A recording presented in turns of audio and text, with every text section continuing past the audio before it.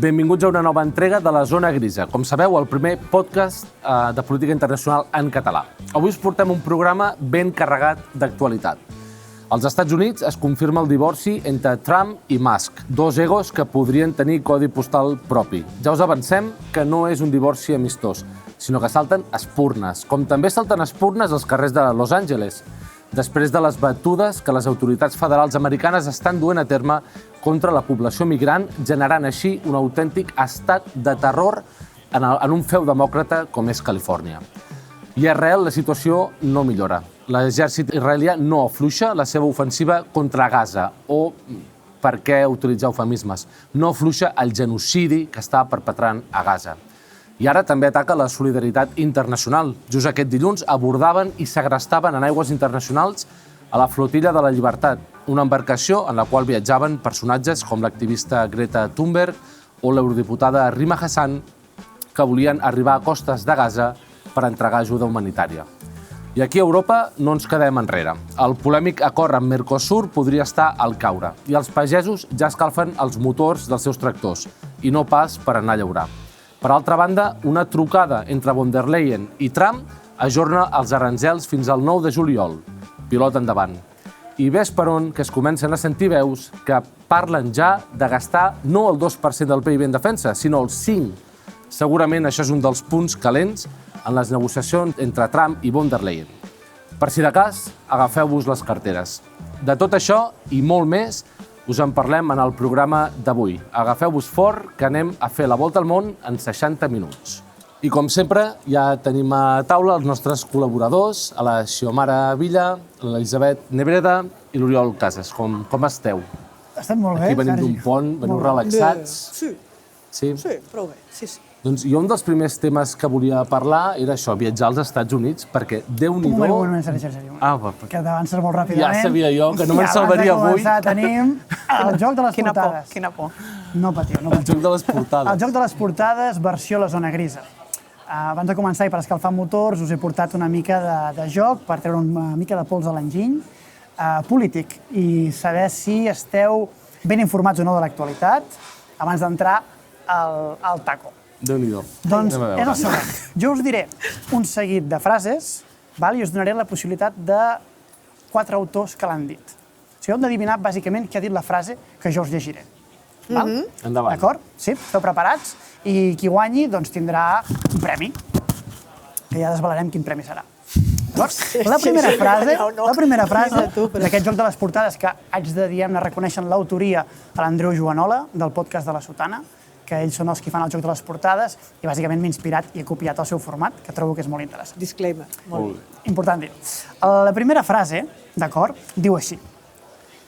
Es justamente la posibilidad Es justamente la posibilidad de realizar un sueño lo que hace que la vida sea interesante. Això ho ha dit Pepe Mujica, ho ha dit Paulo Coelho, ho ha dit Bob Pop, o ho ha dit Salvador Illa. Repeteixo la frase, Es justamente la posibilidad de realizar un sueño lo que hace que la vida sea interesante. Jo crec que és molt Mujica. És molt Mujica, sí. Potser una mica Coelho, també. També És que el podria ser, Coelho no crec que sigui digne de posar-lo tan important en aquest podcast. Per tant, el Coelho jo no el posaria. Jo aposto Mujica. Mujica? Jo també. Mujica? Coelho per portar la contrària. I és Coelho! No! Correcte! Toma! Ben Talla el que he dit, que trobat. ara quedarà fatal, És que era molt Coelho. És molt Coelho, la frase, sí, és un cunyadisme aquest, diguem, positivista psicològic. Ostres, tu! Continuem t'anirà bé. amb la següent frase, que diu així. Ai, Déu. El socialisme fracassa quan se'ls acaben els diners dels altres. Això sona... El socialisme fracassa quan se'ls acaba els diners dels altres. Això ho ha dit la Maria Corina Machado, ho ha dit la Giorgia Meloni, Thatcher. ho ha dit la Margaret Thatcher, o ho ha dit Isabel Díaz Ayuso. Això és Thatcher. Home, És la Thatcher, tant per tant 100%. pot ser Thatcher, però una altra dama de hierro, no? Jo diria l'Ayuso l'Ayuso. també podria ser. Va, Podria ser. Ayuso. Ayuso, Ja està moltes portades últimament, vull dir, una portada... Ostres, la Thatcher Ayuso. ara... Va, Després de Ayuso, lo del... Ayuso. Ayuso, va. És que ara no ho sé, perquè després del Coelho estic aquí ja... Jo diria Jo Ayuso. voto Ayuso, jo voto Ayuso. Però... I will stay with Thatcher. Mini punto per Xiomara, Hòstia, Xiomara. Margaret Thatcher. Estic Una on cosa, fire, parlant de estic on l'Ayuso, fire. que aquests dies es va aixecar de la reunió de presidents i presidentes de comunitats autònomes pel tema del català, jo m'imaginava, o pel tema del basc, va ser en aquest cas concret, jo m'imaginava què faria en un lloc com aquest, com el Parlament Europeu. Vull dir, entraria i veuria tantes llengües que es parlen allà dins i tot. Vull dir, no podria entrar mai a cap sessió plenària ni cap comitè. Sí. Diria, todos en espanyol, seria alguna cosa així. Perquè ella no porta pinganillo, no? Ella no es posaria pinganillo, no no sentaria danès, suec, vull dir, seria un bany de realitat Però clar, per què interessant. parlar altres idiomes si parles espanyol? Clar, per què? Per què? Espanyol. No té cap sentit. No, No perquè té cap sentit. la Le Pen ho deia, si li conviden als Òscar, fa molts anys, no? Què farà? I diu, jo parlaré francès. Clar, Bueno, el a Los Messi- Ángeles hi parlarà francès. Perdoneu, com el Messi sempre parlava castellà, només parlava, encara que li preguntessin en català, li preguntessin en anglès, sense cap complex. Tot de gent brillant. En fi, La tercera frase, que diu així. L'autodefensa significa, per descomptat, no tan sols atacar els terroristes, sinó també destruir-los. Aquesta frase l'ha dit Annalena Baerbock, l'ha dit Ursula von der Leyen, l'ha dit la teniente O'Neill o l'ha dit Marine Le Pen. Sí, si el que... Le Pen, no? És que no sé què dir d'aquí. No sé què dir d'aquí. L'autodefensa significa, per descomptat, no tan sols atacar els terroristes, sinó també destruir-los. Perquè No, Uribe no no hi ha l'has posat Netanyahu? allà. A mi m'has matat Uribe quan no no hi està havia aquí. Netanyahu. No hi ha clar. Netanyahu No hi ha a la Netanyahu llista? perquè m'ha semblat una mica heavy clar, posar-los al mateix nivell certes persones. Tampoc has posat a l'Uribe. A veure... Annalena Baerbock, ministra d'Exteriors alemana, i Ursula von der Leyen, presidenta de la comissió, la teniente O'Neill, No em diguis que és la... I la Marine Le Pen. ministra alemana. No em diguis que és la ministra d'Exteriors alemanya. correcte. Ministra Hòstia. d'Exteriors. Ens va deixar aquesta Ja. perla com tantes Vaya cop altres. baix, sí, sí. I última frase, que diu així. No hauríem d'estar buscant herois, hauríem d'estar buscant bones idees. Aquesta frase l'ha dit Bernie Sanders, l'ha dit Morgan Freeman, l'ha dit Noam Chomsky o l'ha dit Joseph Afram. No hauríem d'estar buscant herois, hauríem d'estar buscant bones idees. Chomsky? És molt Chomsky. Jo És molt voto Chomsky, Chomsky. sí. Correcte. Bueno. Bueno, guanya la Xiomara, que Enhorabona, s'emporta de Xiomara. regal, aquesta senyora. És mereixedora d'un bon premi. Molt bé, molt bé. Espero que us hagi agradat I el aquest regal? joc. El regal ve després. Vale. Cliffhanger. Doncs entrem en matèria. El primer tema que volia parlar, volia anar fins als Estats Units perquè està d'actualitat. Veiem com Trump i Musk, el que semblava el dueto reaccionari global referent a tota l'extrema dreta mundial, s'ha divorciat, estan enfadats i realment el desbudellament públic és molt interessant. Vull dir, no sé, ja no cal veure telenovel·les perquè realment ha anat, és molt interessant i ja estan arribant molt lluny les amenaces. Vull dir, de fet, Musk ha arribat a dir que Trump està a les llistes del Jeffrey Epstein. Sí. Sí. Per tant, es relaciona amb temes d'una trama de pederàstia. Sí, però sí, totalment, Sergi. I sí que semblava que era un divorci al final del bromance i tot plegat, d'aquests dos supermegalòmens egòlatres, però fixa't que agafo això últim que tu has comentat, va ser bastant al·lucinant aquesta publicació a X sobre els Epstein Files, i ja l'has borrat, Musk. Hi ha qui s'ha pres la molèstia, he estat mirant una miqueta, qui s'ha pres la molèstia de revisar la seva relationship, la seva relació d'aquests últims anys, i aquesta amistat no ha sorgit ara, no va sorgir l'any passat amb les eleccions, sinó que ja es remunta fa uns quants anys, a les primeres eleccions on ja es va presentar Trump, on Musk ja havia dit alguna cosa així com que no era un bon candidat Trump a presidir els Estats Units. Vull dir que ja, llavors, al cap d'un mes, Trump va guanyar les eleccions, el va fer assessor i aquí van ser amics i han tingut una relació molt d'alts i baixos al llarg dels anys, d'acord? I ara, precisament, que també l'apuntaves abans al tema, amb tots aquests disturbis que han hagut a Califòrnia, que després entrarem en més detall, sembla que el Musk ha intentat com fer una miqueta les paus amb el Trump i ha felicitat via el Vance, tot el desplegament aquest que ara en parlarem, de la Guàrdia Nacional i tot el que està fent Trump, etc. Sembla que vol haver-hi un acostament, vol refer una miqueta i té una mica de sentit, com us deia, si mireu, que jo no tenia ni idea, tot el passat que hi ha entre els dos. Jo no em sorprendria que al final tot això hagi sigut una cosa molt momentània i ens tornem a veure, potser no tan amics, anant a Mar-a-Lago junts i amb l'ex, el fill del Musk allà al despatx Oval, però sí una miqueta, recuperar una mica l'amistat, més que res perquè els hi convé a tots dos, perquè els dos saben tanta merda l'un de l'altre que estàs parlant de la persona més poderosa del món, en el sentit que és el president del país més poderós del món encara, amb el tio més ric del món i que és la persona més poderosa a nivell de plataformes, de X, el que tu vulguis, en el món digital. Jo crec que no els hi convé cap dels dos estar en amistat.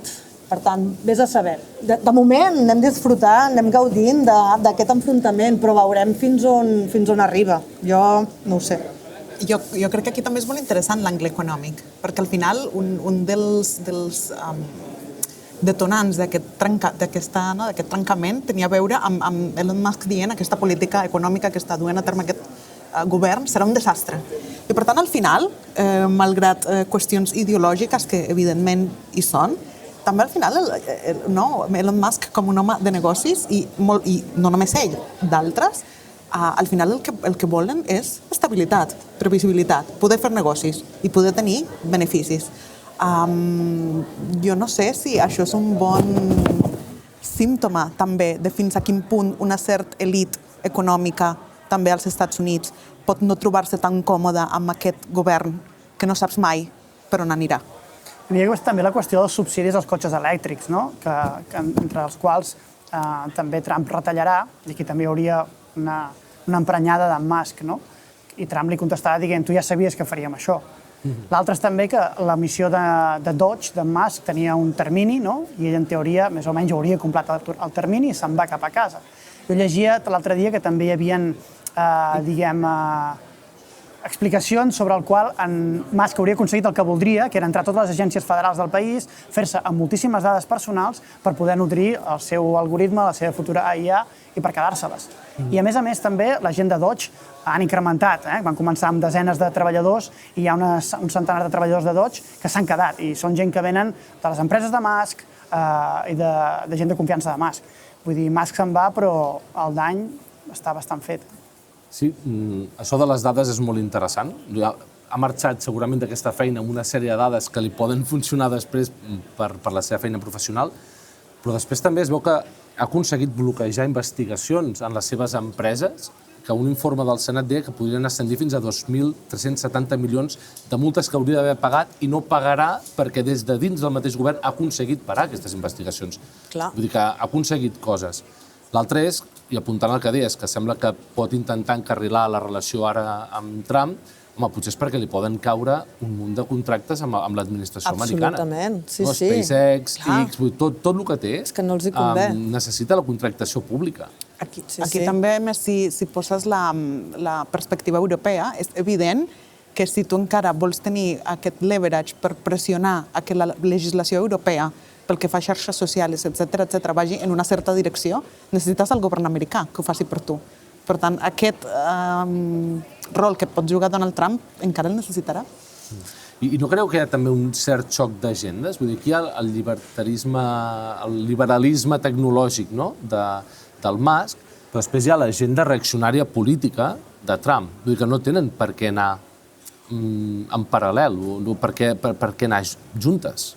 Poden fins i tot xocar. Bueno, el Musk també déu-n'hi-do, està prou a favor també d'aquesta agenda reaccionària i ha sempre elogiat els partits més d'extrema dreta aquí a Europa, per exemple. Però en l'àmbit econòmic? En l'àmbit econòmic, Trump és proteccionista i jo entenc que això xoca directament amb l'agenda econòmica de Musk. Per això la causa principal del seu divorci precisament ha estat en política econòmica o en política financera, que Musk clarament veia que aquesta política que vol implementar Trump, que ja veurem, perquè de moment ha passat al Congrés i això està al Senat ara mateix, ell creu que això enfonsarà l'economia americana i, per tant, això ell, com a home de negocis també, no no li interessa gens, no?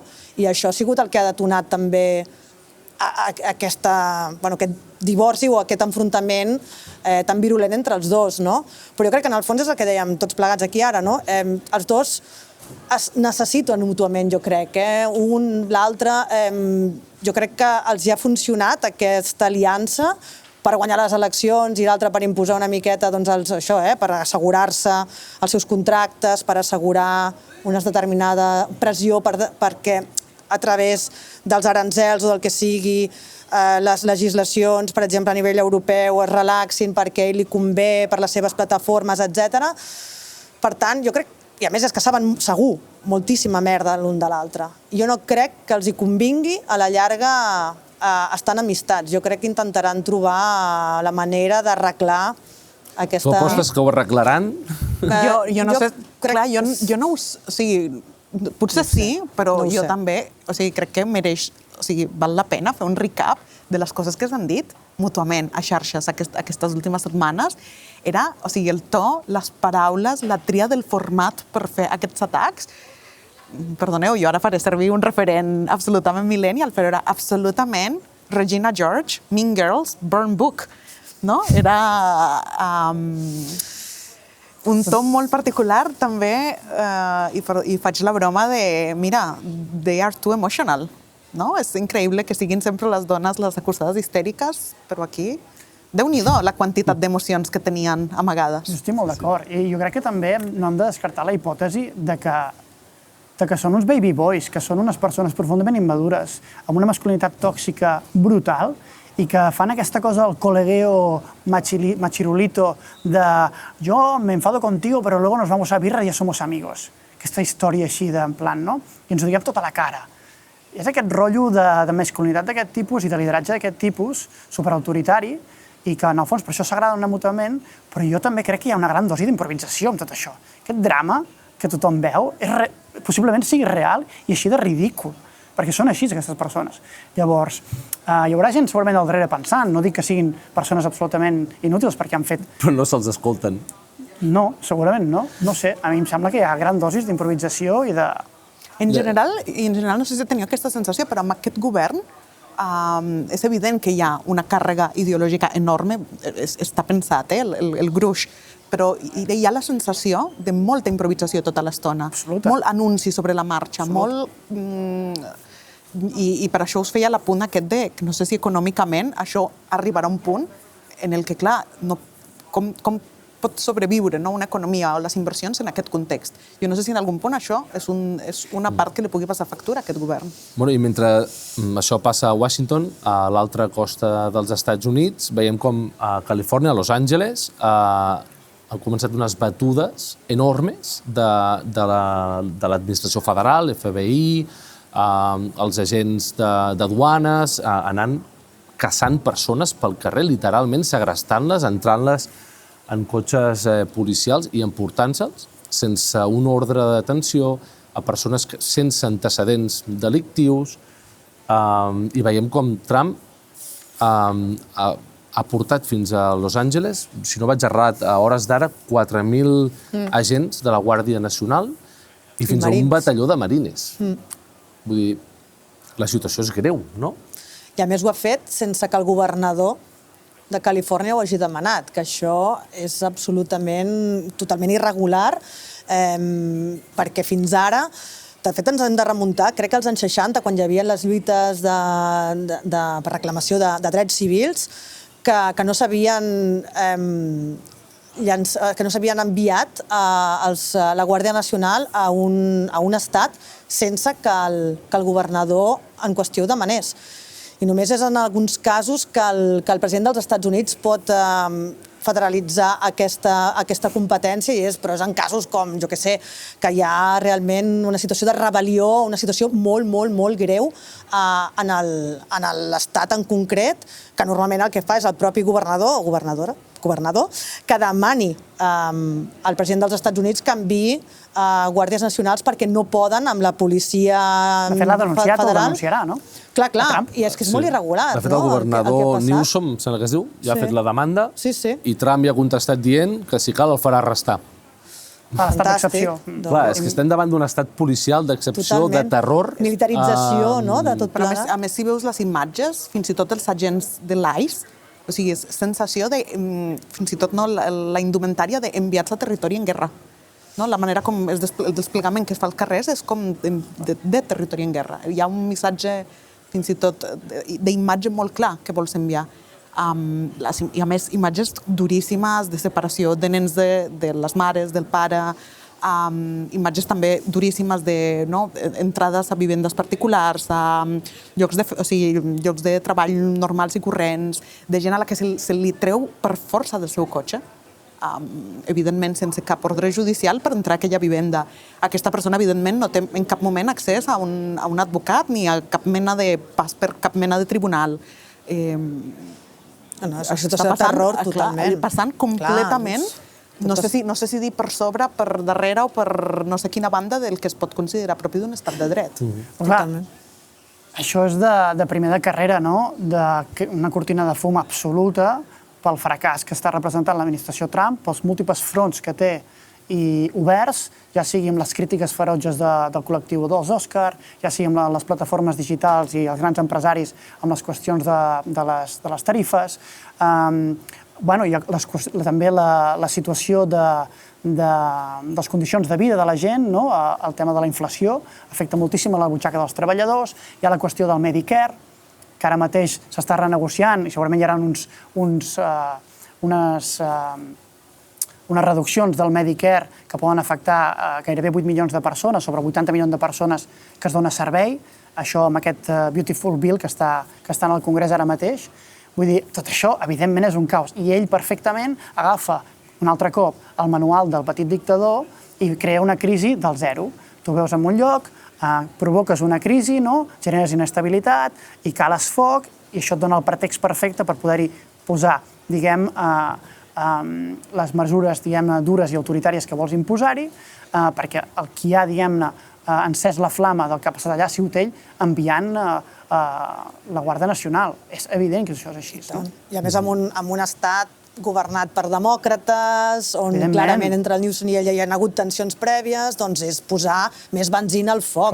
I el que li interessa que hi hagi aquest estat de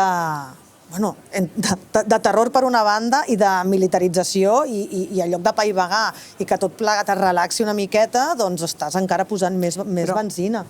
Però jo crec que aquí hi ha uns quants elements. O sigui, si te'n vas a tot el que s'ha dit típicament, hi ha moltes coses escrites sobre com es construeixen quin és el procés perquè un règim esdevingui autoritari, quins són aquests passos per anar cap a un règim que muta d'una democràcia o del que sigui, un règim més autoritari. Aquí tens, per exemple, tot el que està passant amb la premsa, que és bastant greu. O sigui, hem vist atacs, no sé si heu vist les imatges, a una corresponsal, per exemple, d'Austràlia, que va ser directament, o sigui, a més es veia molt clarament en les imatges com l'atac estava directament adreçat a ella, vull dir que era com directament. Però no només això que passa en el context de protestes de carrer. Si veus una roda de premsa de la Casa Blanca, clarament veus quin clima hi ha cap al periodisme i especialment cap a certs mitjans de comunicació. Si això ho sumes amb el que està passant amb les universitats, i si això ho sumes amb el fet de que, clar, aquí no només parlem d'un estat policial, de desplegament militar, d'estat de terror en genèric, s'ha decidit molt clarament que hi ha un públic objectiu, un target, que és la comunitat principalment latina, hispana. No és una cosa en genèric i fins i tot diria que pel que veiem als mitjans i el tipus de llocs on s'adrecen, no és el tipus, o sigui, aquest tipus de batudes i de... Una barri de treballadors, sí. No va a llocs on hi ha migrants d'origen asiàtic o migrants d'un altre origen, no, està molt clarament adreçat a una població concreta, població sobre la que, a més, portes molts anys construint una narrativa de rapists, són violadors, són pedòfils, venen aquí amb tot el tema de la droga, són gangs, ara no em ve la paraula. Mafiosos. Sí, aquestes bandes de criminals, que tots vagin al Salvador perquè tots són d'aquest tipus de bandes criminals. O sigui, portes molts anys també construir una narrativa d'un grup concret, gairebé diria, racialment concret. Per tant, quan poses com tots aquests elements junts. Sí. A més, és molt emblemàtic, perquè Califòrnia representa el wokisme absolut, no? I és com una batalla molt simbòlica d'anar-te a carregar el que representa l'altre tipus d'Estats Units que hi ha, no? Que és aquesta, diguem-ne, comunitat on, per cert, gairebé un 50% dels habitants de Los Angeles són llatins, d'origen llatín, i la majoria mexicans i salvadorenys, no? Pel que tinc entès. I ho fas expressament, evidentment vas inflamar. És el feu principal ara mateix del poder demòcrata als Estats Units. I sabeu el que diu... Ho seguirem. Només per tancar això, perquè crec que és un bon eslògan, el que diu molt la comunitat latina a Califòrnia és, bueno, al final, ningú és il·legal en terra robada. Sí. Per tant...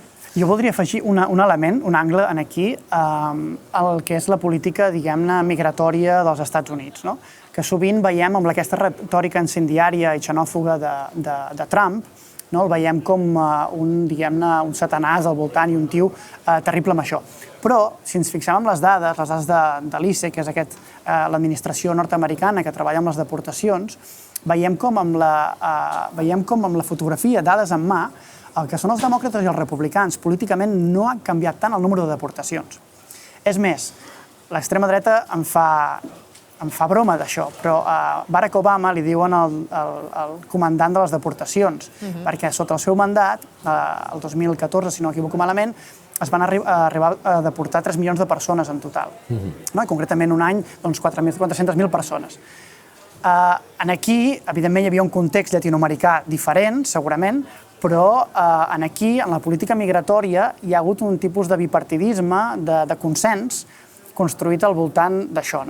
En principis, cap a finals del segle XIX, va haver-hi una llei que excloïa els xinesos de poder directament entrar a Xina.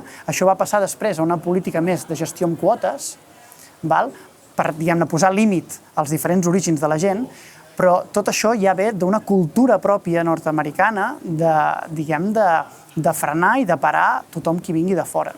I aquí hi ha hagut un consens i aquí, números en mà, només cal que agafeu i ho mireu, tristament els demòcrates no fan millor ni han fet millor, al contrari, han fet molt pitjor moltes vegades, entre altres coses no van tancar Guantánamo amb la promesa d'Obama que la tancaria, és un tema a reflexionar aquí. Sí, jo crec, en tema de deportacions, jo crec que Obama ha sigut un dels presidents que n'ha fet més. Jo crec que estem parlant més del fet d'això, de les imatges que estem veient d'agafar persones al carrer sense cap tipus d'antecedent penal. El tracte absolutament inhumà. Exacte, no? I el que això després pot generar, que és la narrativa aquesta de criminalització social cap a un col·lectiu. Que això pot portar problemes a la llarga molt greus de convivència. Hi havia un tuit que va fer el senador demòcrata per Connecticut, Chris Murphy, X la va fer el 30 de gener d'aquest any, que deia així. Diu, la primera setmana Trump va treure 7.300 persones. De mitjana, Biden estava eliminant 15.000 a la setmana. Sota Biden, el 72% de les detencions de l'ICE eren criminals. Sota Trump s'ha reduït al voltant del 50%. Trump està eliminant menys persones i menys criminals. Aquests nois són terribles en tot. Això els demòcrates. En fi, ho seguirem de prop i seguim la nostra volta al món i viatgem fins al mar Mediterrani, on no sé si aquests dies heu estat seguint el viatge de la Madeleine, d'aquest vaixell amb bandera del Regne Unit, si no m'equivoco, que portava activistes, algun polític també, portava la Greta Thunberg, l'eurodiputada Rima Hassan, del grup de l'Esquerra Europea, viatjant, van sortir de Sicília i viatjaven fins les costes de Gaza per arribar-hi amb ajuda humanitària. Era previsible que no hi arribessin, era bastant sabut que Israel no els deixaria arribar, els han abordat i els han segrestat, els han portat fins a un port d'Israel. Ara mateix sembla que en les pròximes hores o dies, no ho sabem encara bé, seran deportats. Com heu vist tot això? Teniu alguna esperança de que arribessin a Gaza? Els precedents diuen que no, no? No n'ha arribat cap, no? L'esperança no es perd mai, no? Però era difícil, clar. Era difícil. Així tot, és veritat que el símbol que suposa que almenys la societat civil sí es mobilitzi, Totalment. Perquè al final ja no queda gairebé res més. Jo crec que és el gran missatge, no?, de que quan la pressió internacional, quan els líders fallen, no?, les persones que realment poden fer alguna cosa, que poden forçar a Israel, que poden insistir, que poden condicionar, que poden suspendre acords, que poden... no ho fan, l'últim que queda és la humanitat, no? I això es tradueix doncs, amb la flotilla, també es tradueix amb una caravana que van per terra, que també ha sortit, crec que de Tunísia, i que van per tot el nord d'Àfrica i volen intentar arribar, creuen la frontera d'Egipte, volen intentar arribar a Rafa, però segurament tampoc podran arribar, segurament doncs, els aturaran l'exèrcit israelià i un altre cop la gent, la societat civil, fent allò que malauradament els líders polítics doncs, no estan sabent fer, no? I això és trist. És molt decebedor. Heu detectat algun canvi en polític a la Unió Europea? Comissió, al Parlament... S'ha començat a parlar, no?, de l'embargament d'armes? De fet, Kallas ho ha dit. I de l'acord d'associació amb Israel? Són dos potes que es podrien... que s'han obert, almenys, no? No hi ha un acord, no hi ha un consens, però és veritat que sembla que hi ha un... bueno, que es camina cap aquí. Passa que quan es posin d'acord ja no hi caldrà. Potser ja no caldrà, és evident, sí. Clar, no? De fet, ja estarà tothom fora d'Egipte i a Jordània ja no quedarà a Palestina. De fet, Espanya i Irlanda s'han quedat com molt sols, no? També sent els més vehements a l'hora de suspendre la venda d'armes i després Kallas ha dit que estudiarà la suspensió de l'acord comercial, però em sembla que de moment només hi ha el suport de 17 estats. Clarament no suficient. I després, ja n'hem parlat altres vegades, però hi ha determinats estats que és molt decebedor com s'estan posicionant. El tema d'Alemanya, per exemple, ja n'hem parlat moltes vegades i està molt estudiat, però aquí estem parlant en família, ho sento molt, que vagin a teràpia, que vagin al psicòleg, però ja està, no sou responsables del que van fer els vostres pares, els vostres avis. El que va passar al segle passat va ser terrible, però vosaltres ara el que esteu fent és permetre que estigui passant el mateix sobre una altra població. Això no es pot aguantar de cap manera. I després hi ha un altre estat que és encara pitjor, que és la República Txeca, per exemple, que no només està bloquejant qualsevol iniciativa per part de la Unió Europea de ser més forts en contra d'Israel, sinó que fins i tot van molt més enllà i estan parlant d'obrir la seva ambaixada, de moure-la cap a Jerusalem. La qual cosa és ja de dir, no només no estem responent, com a Unió Europea no estem responent com hauríem davant d'un genocidi, sinó que, a més, veus com determinats estats fan coses que, sincerament, ens hauria de caure la cara de vergonya, no només com a europeus, sinó al final com a éssers humans que estiguem permetent el que s'està permetent allà. Parlem molts cops, ni tan sols parles molts cops de qüestions ideològiques, entre cometes, molts cops parles de coses tan bàsiques com el respecte al dret internacional. I ni tan sols en això aconsegueixes mobilitzar una força política per almenys que el que diu el dret internacional, que no és cap... no és cap cosa que s'hagi inventat ara, ni tan sols això. Totalment. És un common ground.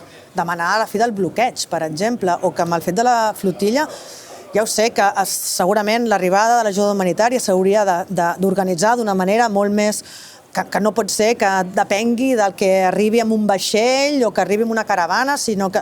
Però, coi, aleshores feu alguna cosa, no? Perquè es trenqui el bloqueig, que també és il·legal, per cert, perquè al final és un bloqueig sobre un territori que estan ocupant il·legalment. Per tant, és una violació del dret internacional sobre una violació del dret internacional. Fins i tot això passa a aigües internacionals, no ens oblidem. Totalment. No sé, el missatge que s'envia és que tu pots anar vulnerant qualsevol llei internacional, que no passarà res. L'única oposició que hi ha ara mateix a Israel potser és civil, és de la població, però a nivell de govern, a la ONU ho tens salvat perquè tens Estats Units que quan cal posa el veto sobre la taula.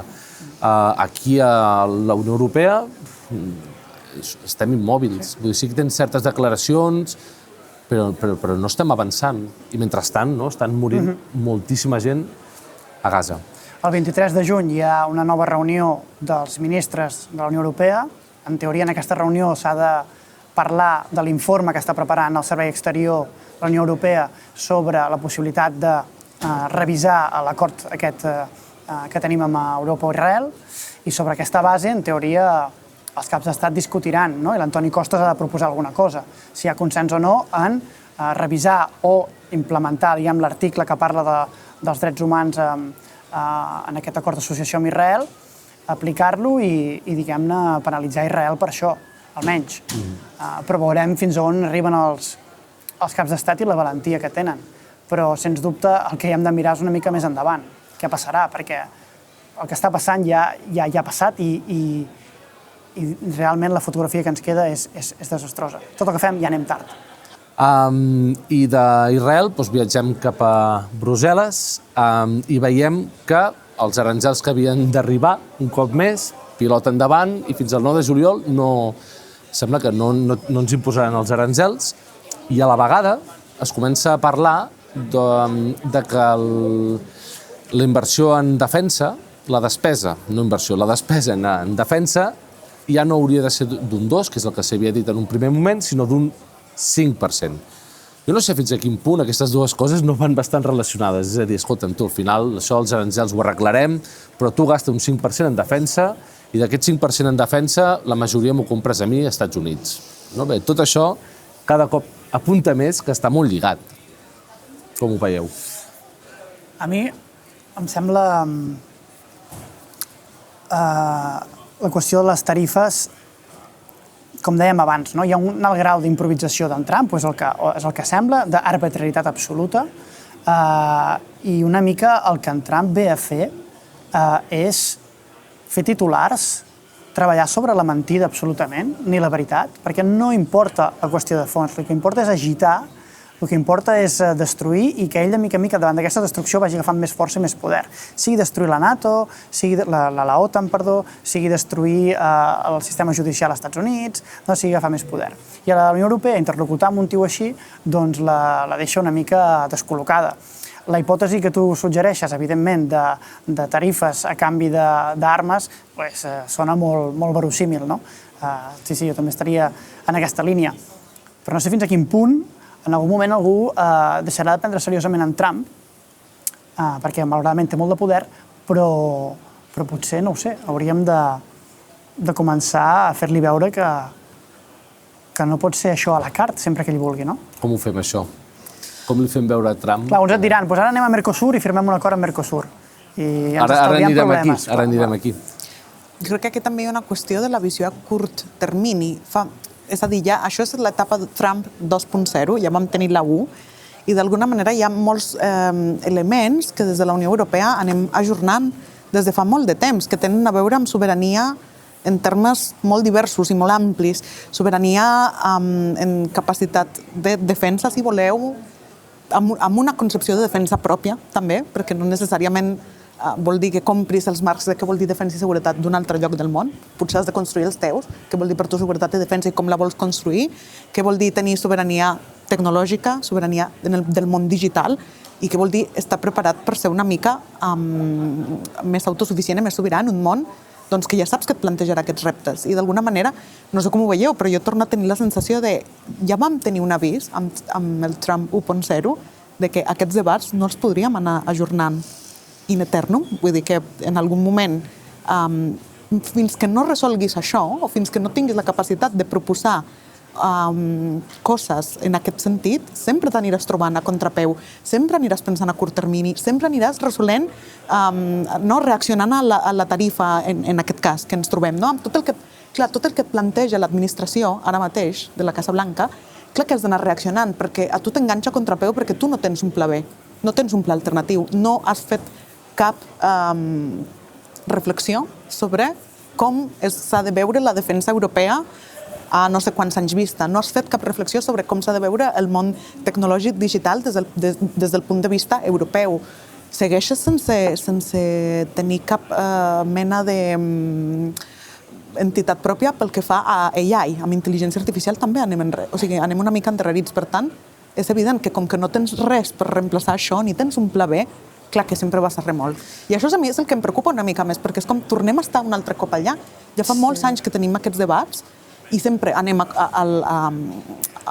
reaccionant a curt termini, reaccionant al titular, i no hi ha un pla de mitjà a llarg termini. Jo estic molt d'acord amb el que estàs dient. És que jo crec que tot això, tota aquesta crisi, la guerra, però també sobretot l'elecció de Trump i aquestes decisions polítiques que ha pres només agafar el mandat, ens ha agafat en un moment on la Unió Europea no està preparada.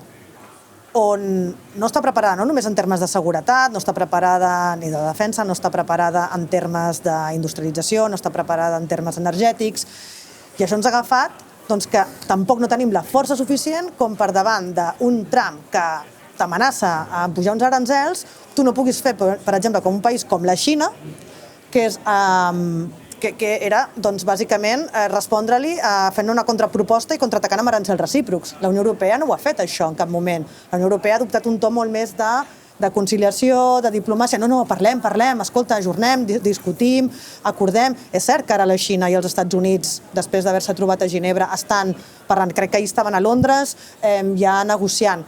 Però la Xina ho fa des d'una posició de molta força. La Unió Europea no tenim aquesta força ara mateix perquè la famosa autonomia estratègica és una cosa que ens n'hem adonat per relativament massa poc, de cop i volta, ostres, la nostra seguretat depèn dels Estats Units i ara mira Trump el que fa, la nostra energia venia de Rússia i mira, ara talla, hi ha una guerra i tal, i la nostra matèria primera, els nostres productes venen de la Xina. Quin problema.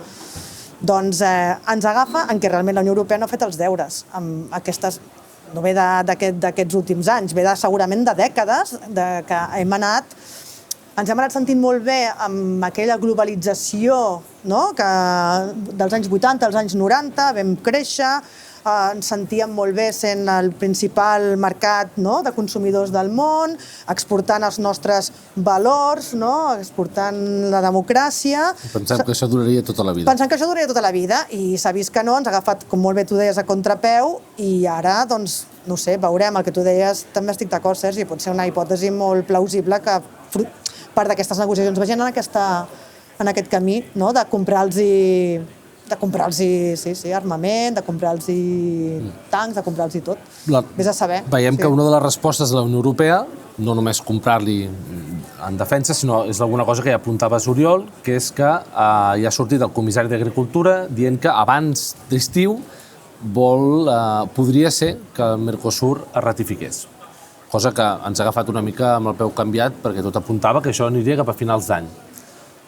Clar, Mercosur, quan pensem en les protestes del sector primari, dels pagesos, dels ramaders, etc., es queixen, de la burocràcia, sí, que això no té res a veure amb els acords comercials, però també es queixen de la competència deslleial de molts productes que entren a la Unió Europea fets amb uns llindars laborals, amb uns llindars sobre els químics que s'utilitzen, sobre l'alimentació del bestiar, uns estàndards molt diferents dels d'aquí, per no dir més baixos. Per tant, el Mercosur pot tocar de mort el sector primari europeu i també pot fer que molta gent que avui en dia es dedica a això, ja amb moltes dificultats, s'hagi de deixar de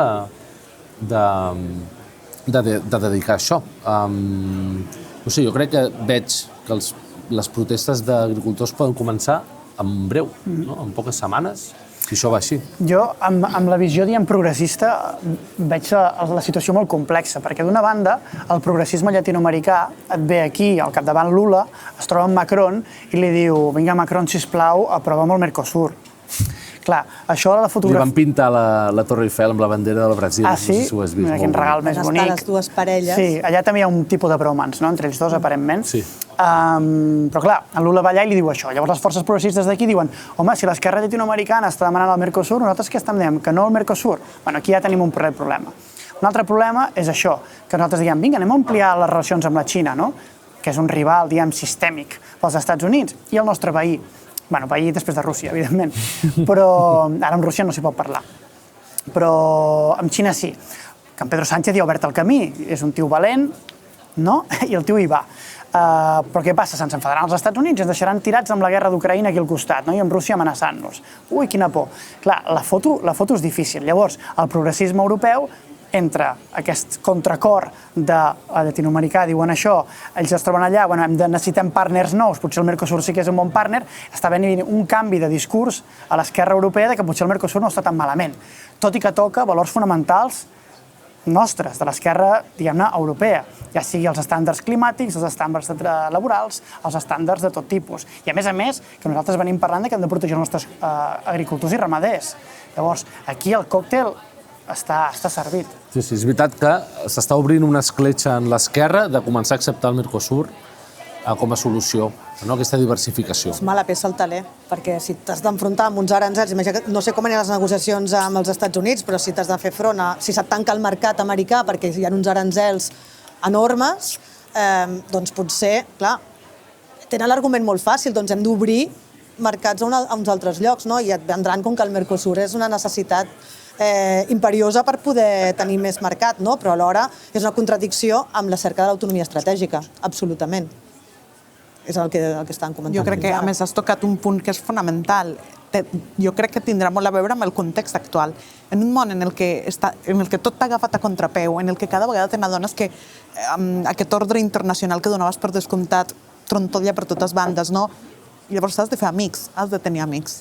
I pots tenir aquesta sensació de que obrir nous mercats és el que et pot ajudar a fer nous amics. Poden ser uns amics molt cars perquè ens hi juguem la sobirania alimentària. És a dir, obrirem mercat a la tecnologia i a productes manufacturats, això és veritat, però a importar. Clar, a canvi d'importar una gran quantitat de productes de sector primari i tornes a dependre, però tornem d'un tercer per menjar. És no obrir independències, allò de tancar-les. Però tornem al mateix, és un altre cop de debats o reflexions sobre la teva estructura de sobirania a llarg termini, però l'estàs comprometent per reaccionar al curt termini, o en tot cas perquè no has tingut aquesta previsió de tenir mirada llarga, de manera que ara tot és una reacció a l'immediat. En tot cas, si voleu saber més del Mercosur, sapigueu que el primer capítol que vam fer el vam dedicar a molt bona part del programa a parlar de Mercosur, sí que el podeu recuperar.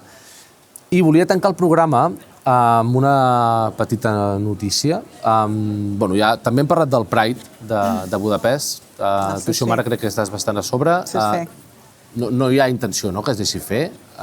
Cap ni una. Oficial. Vull dir, es farà de forma o en contra del parer d'Orbán, de Víctor Orbán, oi? La societat civil està molt mobilitzada. Penseu també que justament la setmana passada el Tribunal de Justícia de la Unió Europea, l'advocada general, va treure la seva posició oficial pel que fa a tot allò que Hongria enmarca com la llei de protecció de menors, perquè ells tot el que fan, o sigui, tot l'engranatge que justifica argumentalment perquè prohibeixen el Pride té a veure amb suposadament la protecció de menors davant de la ideologia de gènere, de la ideologia LGTBI, la perversió. Per tant, hi ha un pronunciament bastant contundent sobre com tot això viola totes les regles del dret comunitari i, per descomptat, drets fonamentals. I la societat civil jo crec que té moltes ganes de contestar aquest tipus de llei, aquest tipus de prohibició, que a més no només tenen a veure amb la comunitat LGTBI, que és una violació flagrant de drets fonamentals, del dret a manifestació, i on fins i tot estem parlant, de fer servir sistemes de reconeixement facial per la gent que es manifesta. Per tant, un precedent molt perillós a Europa. Doncs la notícia és... I tambors. Laura, posa'ns uns tambors. És que la zona grisa serà a Budapest. La zona grisa hi serà, no us diem encara qui anirà, no és ningú d'aquesta taula, no us pagarem un viatge a Budapest, però hi haurà algú documentant des d'allà, ja us anirem informant sobre això. Té targeta d'advocat? Bueno, clar, és que això és l'altre. Has d'anar amb una targeta d'advocat allà, perquè les conseqüències d'anar-hi no se sap encara el que pot passar. No se sap. Per tant, hi serem per informar en primera persona des d'allà. Moltes gràcies per ser aquí. No, el meu premi no ha arribat, però ok. El premi, és veritat. El següent capítol. El tinc guardat. Jo havia portat un premi per l'extrema dreta en general, que ara estan una mica tristos, els veus caminant per aquí, molt capcots, perquè, clar, el dueto reaccionari està barallat i tal. Home, jo els convidaria una foto de Trump i de Mas fent-se un petó, perquè l'amor, no sé, sempre pot revifar, no? L'amor, no sé. Jo poso per això, els que estan fent cua a la lloreria, aquí un petonet. Reconciliation. Molt bé, fins una altra.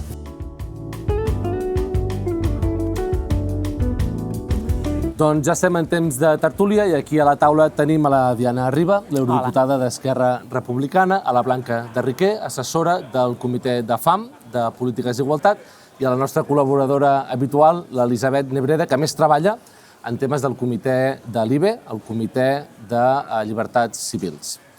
I un dels temes que volíem tractar avui en la tertúlia són les polítiques de gènere i la lluita contra les violències masclistes que s'ha desenvolupat aquí en el Parlament Europeu en els darrers anys, sobretot en la darrera legislatura, que totes vosaltres hi éreu i totes vosaltres vau fer molta feina.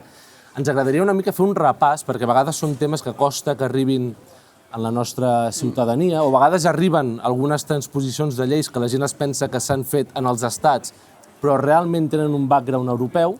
Jo crec que està bé que avui parlem una mica de quines lleis, de quina legislació s'ha impulsat des d'aquí, des del Parlament Europeu, començant per la legislatura anterior, i una mica quins són els reptes que tenim en l'actualitat. Si vols, comencem per tu, Blanca. Moltes gràcies, Sergi, gràcies per invitar-me. Jo crec que la legislatura anterior va ser una legislatura bastant diferent perquè vam tenir molta feina en termes d'igualtat, perquè hi havia una gran prioritat per treballar aquests temes. Vam treballar moltes directives, és a dir, molta legislació en matèria de transparència salarial, en matèria de violència contra les dones, també les dones en consell d'administració, també una directiva de trata i també una altra directiva sobre les institucions d'igualtat. Així que vam tenir força feina i crec que també vam tenir uns resultats molt positius, tot i que comentarem amb alguns dels problemes que vam tenir. Jo m'agradaria remarcar especialment la directiva de transparència salarial, perquè és una que també nosaltres vam ser ponents i, per tant, vam instigar molt des del grup dels Verds, i crec que també és un pas molt important cap a una mica l'estructura de la Unió Europea, perquè la igualtat salarial va ser ja des del principi de la fundació de la Unió Europea un dels grans valors que el primer tractat ja posava el valor de la igualtat salarial. Però avui en dia encara ens trobem que tenim unes bretxes salarials del 12% a nivell de mitjana, però també alguns estats que en tenen fins i tot el 18%. Llavors, crec que realment, per lluitar contra la bretxa salarial, tot i que necessitem moltes altres mesures, la transparència salarial és bàsica, és a dir, poder saber què és el que tu cobres en relació als teus companys i, per tant, si estàs discriminat a nivell salarial, doncs poder també o reaccionar cap a l'empresa o reaccionar cap a les institucions jurídiques. I aquesta va ser una de les grans directives que vam treballar, on vam aconseguir que les empreses de més de 250 treballadors hagin de publicar la bretxa salarial i també que tu tinguis el dret de demanar a l'empresa què cobren els teus companys en la mateixa categoria que tu. I això, doncs, en principi s'haurà de... Dic en principi, jo crec que ja seguirem després, però s'haurà d'aplicar a partir de l'any que ve i, per tant, veurem en els pròxims anys quin impacte té a la ciutadania europea. Tu, Diana, vas ser força activa la legislatura anterior, també aquesta, però la legislatura anterior tu eres coordinadora del grup dels Verds ALE en el Comitè de FAM, d'Igualtat de Gènere. Quins titulars ens va portar la legislatura anterior? Ara comentàvem, per exemple, la directiva sobre transparència salarial, que va ser un dels temes importants i que també se'n va parlar força a l'Estat, com així també se'n va parlar força de la paritat en els consells d'administració. Tot i que molta gent no sabia d'on venia d'on queia aquesta llei en aquell moment. Sí, en primer lloc, jo crec que la reflexió primera és que la legislatura passada tots els grups parlamentaris, la societat i qualsevol eix que vingués a treballar en temes d'igualtat volia pressionar cap aquí. Per tant, fins i tot teníem una comissària en igualtat de gènere. I, per tant, teníem totes les eines per poder treballar amb legislació i amb impuls per acabar des de les violències masclistes amb el tema de transparència salarial i amb moltes altres coses que vam fer. En aquesta legislatura, i després podem parlar-ho més intensament, aquesta majoria no hi és. I, per tant, des que hem perdut la comissària, fins serà molt més difícil legislar o no, o si ens interessa o no, però aquest és un altre capítol.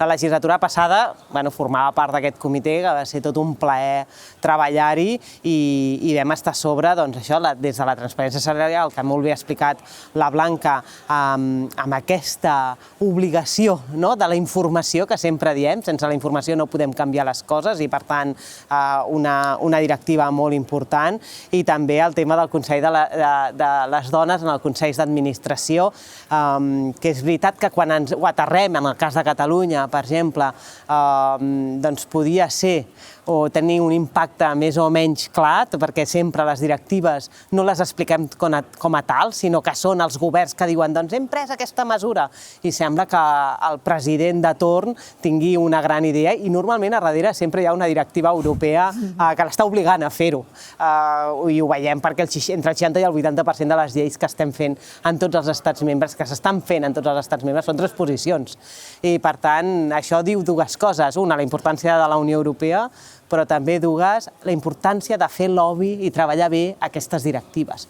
Des del principi. Des del principi. Des del Parlament Europeu. No quan arriben, en el nostre cas, al Congrés, o quan arriben a tots els parlaments o al Parlament de Catalunya.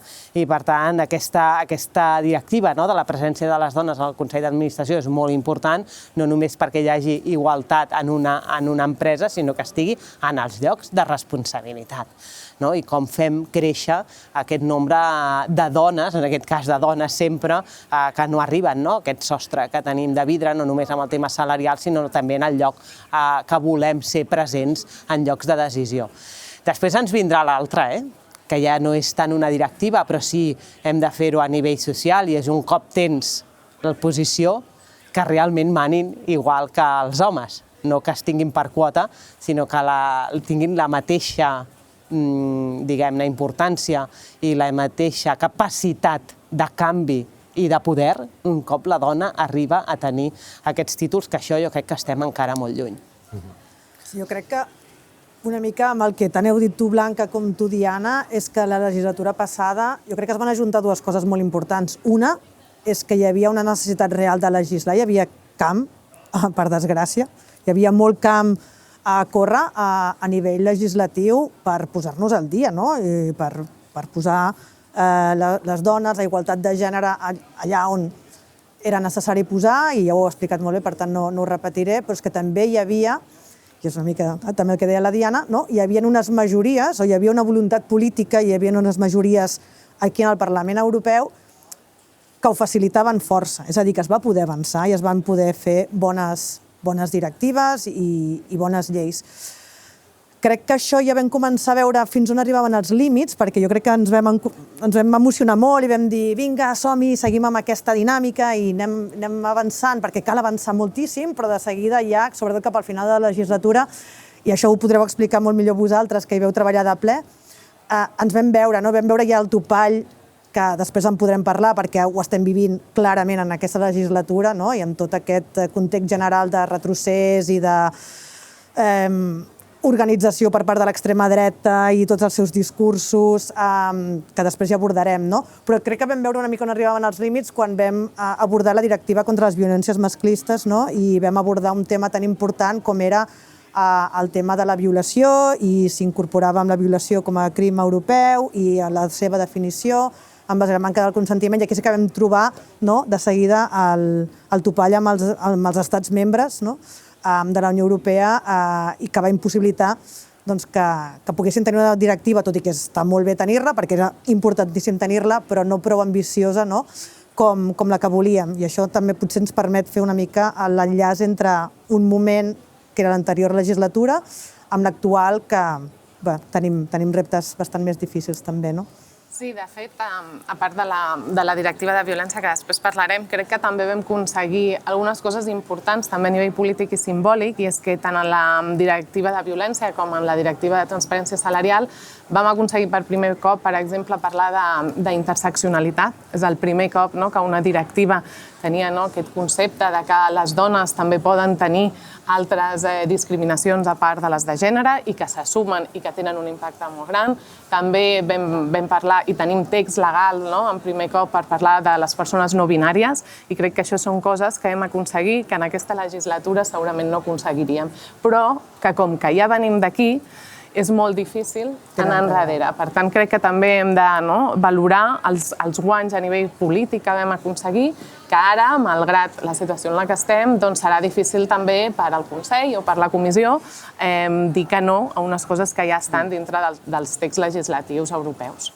I una mica seguint amb la idea de la directiva de violència, crec que va ser un pas molt important, perquè realment tenir una directiva, unes normes que intentin legislar i harmonitzin la resposta que fem cap a les violències masclistes és clau a nivell europeu, perquè desgraciadament és un tema que encara avui en dia, dia sí, dia no, obrim els mitjans i a qualsevol país europeu doncs trobem unes notícies esgarrifants i sobretot es va avançar molt en tot l'àmbit de la violència online, que és on hi ha les competències. Llavors ara aquí també entrem en la gran decepció de la directiva de la legislatura passada, que va ser que tant la Comissió com el Parlament vam proposar que hi hagués també una criminalització de la violació amb absència de consentiment, que des del Consell van dir que no, i una mica els líders d'aquesta oposició van ser una mica una tríada una mica especial, que van ser tant França, Alemanya com Hongria.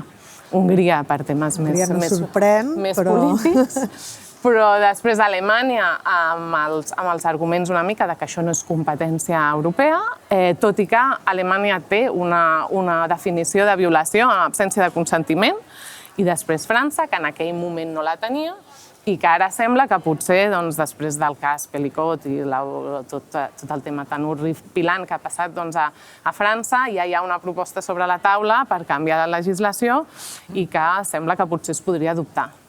Tot i això, el Parlament vam haver d'acabar adoptant, perquè teníem por que en aquesta legislatura, amb l'augment de l'extrema dreta, no podríem tenir cap directiva, així que vam preferir tancar això amb, i això és una mica també una cunya que crec que ens hi hem d'agafar, amb la possibilitat del cap de 5 anys d'adoptar-la, poder obrir l'apartat de les tipificacions de crim per afegir noves coses.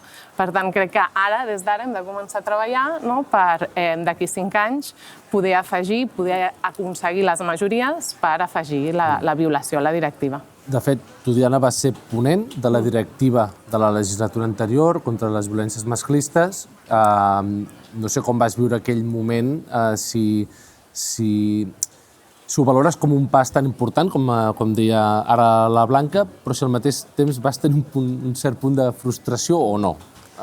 Jo crec que en política sempre tens les dues, la doble balança, i sovint no hem d'oblidar la de l'alegria d'haver arribat per fi a l'any 2024 a una directiva contra les violències masclistes, però a vegades sempre hi ha un apartat que no et quedes del tot satisfet i és on ens centrem. I ho hem de fer, perquè combatre també és veure on s'ha d'avançar i on estan els errors d'aquesta directiva. Però alhora va ser molt satisfactori treballar també amb la Blanca, amb l'Eli, amb tots, amb una directiva que era un moment clau a Europa. Pensem que no hi havia una legislació que, com deien, que homogenitzi la situació de les violències masclistes a Europa i formaven part de la creació d'aquella legislació. Per tant, molt satisfeta d'haver-hi treballat. Penseu que en aquesta directiva hi ha coses tan necessàries com la prohibició dels matrimonis forçats, que a tots ens pot semblar una cosa molt de sentit comú, però no estava legislat a nivell europeu. Hi havia països que no ho tenien com a prohibició i ara ho hauran de prohibir, encara que no ho vulguin, com Polònia.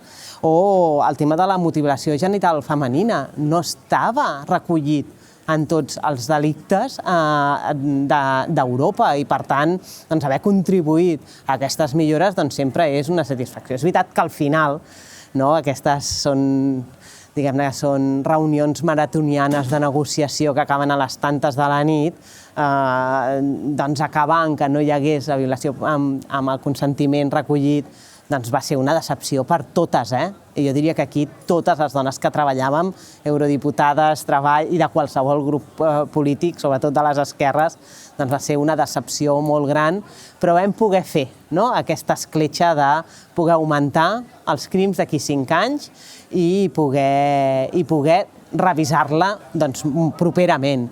I, per tant, això ens obre la possibilitat, però clar, també necessitem majories d'esquerres. Amb la situació actual és difícil, fins i tot a vegades comentem fora micros, si ens val la pena o no obrir segons quins debats amb la situació de retrocés cap als drets de les dones que hi ha en aquests moments en aquest mateix Parlament. Per primer cop el Parlament no augmenta, per exemple, amb número i igualtat de dones eurodiputades amb homes en el Parlament Europeu. Havíem anat augmentant fins a assolir la màxima fita la legislatura passada i en aquests moments ja anem en retrocés. Però no deixarem de ser positives, per això ens dediquem a la política i per això estem al Parlament Europeu i d'intentar seguir treballant en aquesta direcció. Jo vull afegir només un parell de coses del que ha dit la Diana molt bé, de les petites coses que vam aconseguir, que crec que és molt important no recordar, sobretot ara en aquest com treballem actualment i pensar les coses que hem aconseguit. De vegades sembla que no han passat un any, de fet, de les eleccions, sembla que hagi passat molt més, però crec que també és molt important recordar que també vam aconseguir l'obligació a les formacions de totes les persones que entrin en contacte amb víctimes i de jutges i de fiscals. I això és una cosa que també pot ser molt transformador, que pot crear molta transformació. I després no ens oblidem que també vam aconseguir l'obligatorietat de tots els estats membres a que facin campanyes educatives a favor del consentiment. Que això també és un tema que està molt polític, tot el tema de l'educació sexual integral, i que a la directiva hi ha l'obligatorietat de tots aquests estats membres de fer aquestes campanyes a dintre de les escoles, i crec que és una cosa que ens haurem de també posar-hi perquè s'implementin tots aquests guanys que vam aconseguir, que s'implementin després als estats membres, perquè sabem que hi ha molts estats que no els agradi l'educació sexual integral i, per tant, si no ho fan, doncs haurem d'anar en processos d'incompliment. És cert que a vegades ens centrem molt en que la violació no es va acabar criminalitzant en aquell moment, però és veritat a la vegada que hi va haver molts altres guanys i que no poden quedar solapats pel tema de la violació. Jo crec que queda claríssim que era importantíssim aprofitar el momentum l'anterior legislatura perquè, mireu, ja ho temíem i s'ha acabat confirmant que aquest Parlament actualment, nosaltres ho sabrem millor, seria gairebé impensable pensar que podríem haver aprovat una directiva com la que es va aprovar l'anterior legislatura, però allò que dèiem d'aquesta decepció que es va sentir, malgrat la importància d'adoptar-la, és així i fins al punt que ja estem treballant ara mateix, i de fet la Diana també ho està portant aquest informe, estem ja treballant amb un informe d'iniciativa pròpia del Parlament, precisament sobre la importància de tenir legislació europea que reguli la violació sobre la base de la manca de consentiment. I això ja ho estem treballant ja. O sigui, el Parlament de seguida ja s'ha posat a fer feina perquè clarament ens hem quedat curts amb la directiva i el que cal és seguir pressionant, seguir apretant perquè la comissió presenti propostes o faci algun tipus de moviment a nivell de realment una proposta per modificar l'article 83, que és aquests crims europeus per incloure la violació, o anar treballant aquesta famosa revisió de la pròpia directiva, que, si no m'equivoco, és d'aquí 2 anys, no? Hauria de ser el 2027, si no m'equivoco, o més endavant. Jo crec que si s'aplica l'any que ve, seria, crec que compta els 5 anys a partir de l'any que ve. A partir de l'any que ve. Així que seria la següent legislatura. Doncs ja començar a preparar, i de fet ja ho estem preparant ara, vull dir que la feina no s'acaba i tot i que les majories no siguin clares s'ha de continuar fent feina i així s'està fent. Tu, Diana, també seràs ponent d'aquest informe, oi?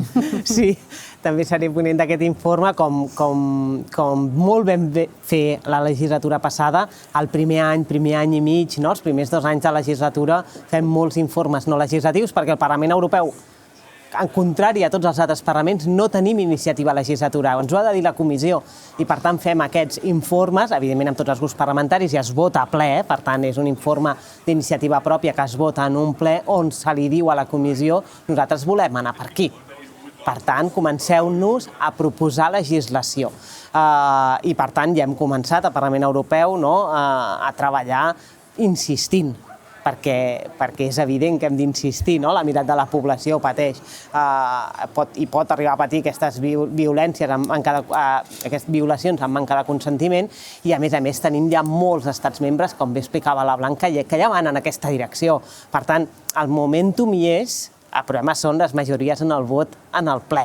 però la realitat s'imposa també i els estats membres també s'hi veuen, no?, que han de dirigir-se cap a aquesta direcció. Per tant, ara estem amb aquests informes de legislatura pròpia, com vam fer a principi de la legislatura passada perquè hi hagués el delicte de violació en l'article 83, per avisar la comissió de què volem fer.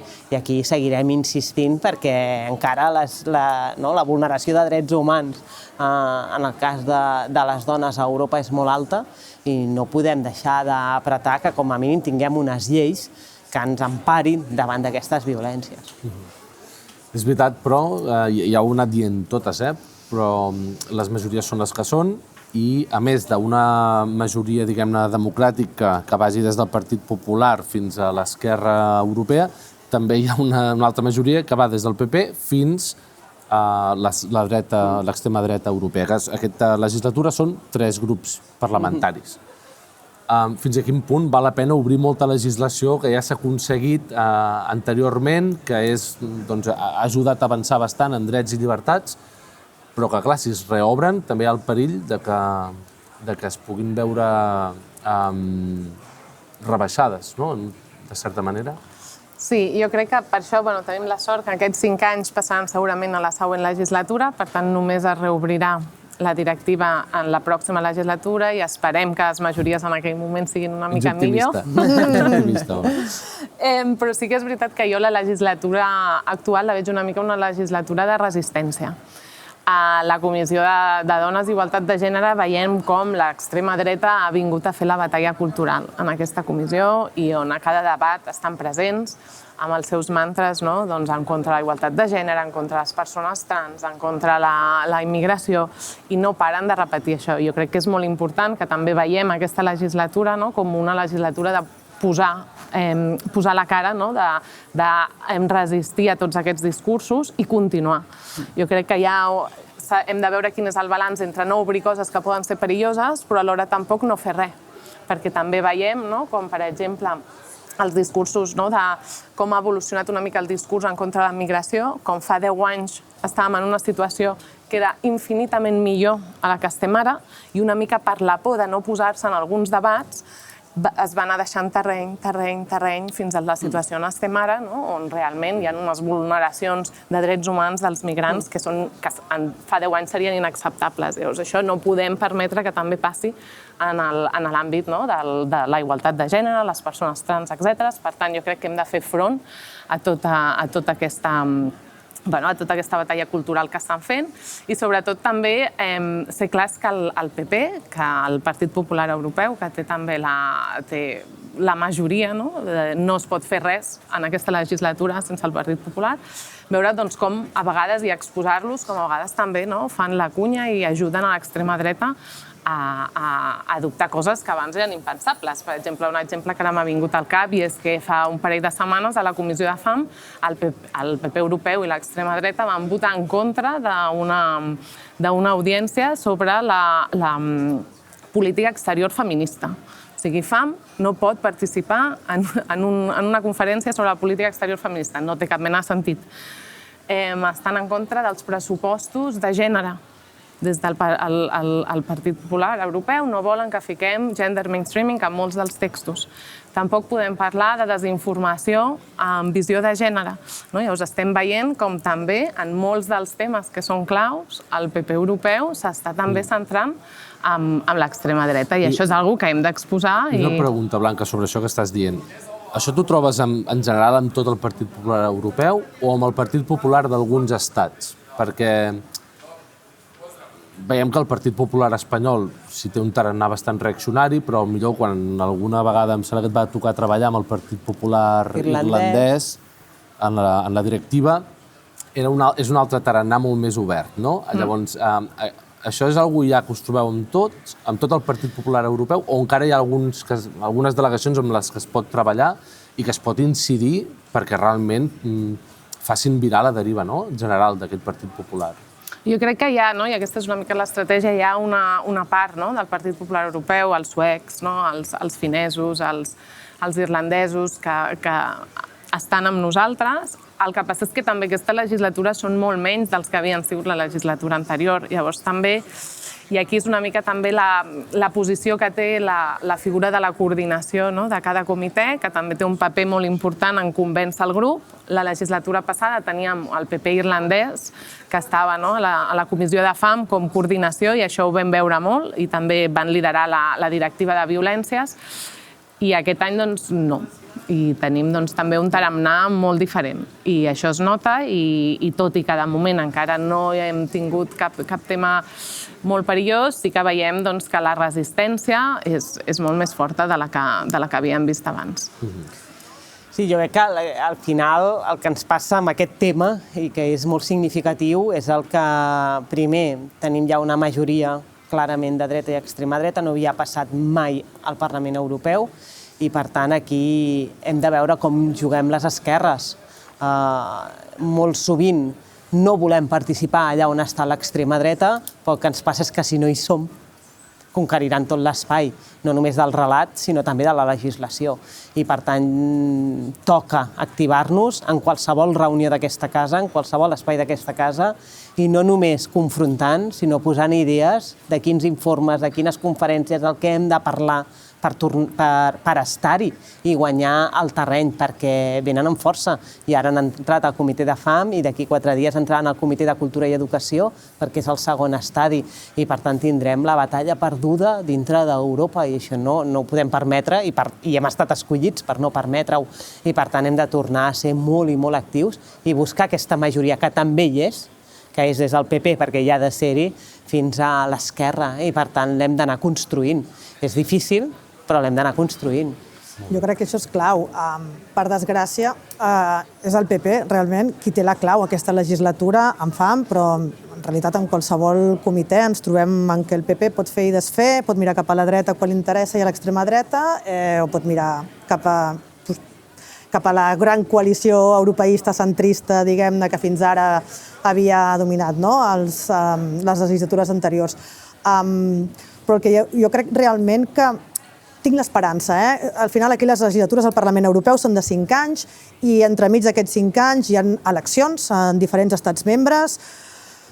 Jo tinc l'esperança que potser hi haurà canvis en alguns estats, on ara també és veritat que predominen governs de dretes i d'extrema dreta. Jo tinc l'esperança que si això canvia, si les dinàmiques canvien, i això depèn de la ciutadania, de com vota, a qui vota, que potser aquest PP europeu acabarà virant més cap a una banda o cap a l'altra en funció també d'aquestes dinàmiques nacionals a través de les eleccions nacionals.